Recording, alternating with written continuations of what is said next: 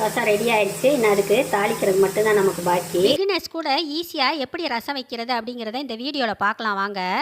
சீரகம் 1 ஸ்பூன், மிளகு 2 ஸ்பூன், மல்லி கொஞ்சம், மஞ்சத்தூள், வெந்தயம் கொஞ்சம், ஒரு 10 பல் போல் பூடு, ஒரு தக்காளி, இதெல்லாம் எடுத்துருக்குறோம் ரசத்துக்கு. கொத்தமல்லி தழை அப்புறமா லாஸ்ட்டில் போடணும்.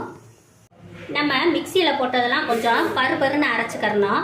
அரைச்சிட்டு இப்போ தக்காளியும் பூடையும் போட்டு ஒரு சுற்றி எடுக்க போகிறோம் மிக்சியில்.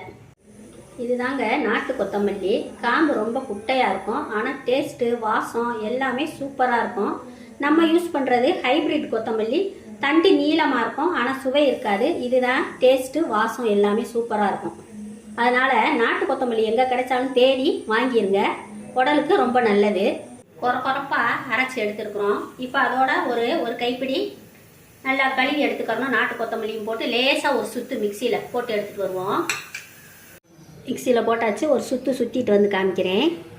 ஒரு சின்ன எலுமிச்சம்பழம் அளவுக்கு புளியை ஊற போட்டிருக்கோம். தண்ணியில் ஊற போட்டு இப்போ கரைச்சி அந்த புளி கொதுக்கெல்லாம் எடுத்துருவோம். எடுத்துட்டு நம்ம அரைச்சி வச்சுருக்கிறத உள்ளே போட்டு கலந்துட வேண்டியதான்.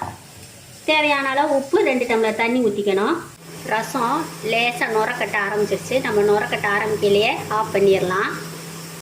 ரசம் ரெடி ஆயிடுச்சு. இன்னும் அதுக்கு தாளிக்கிறது மட்டும்தான் நமக்கு பாக்கி. வாசம் சூப்பராக வருது, கம்மன்னு மிளகு ரசம்.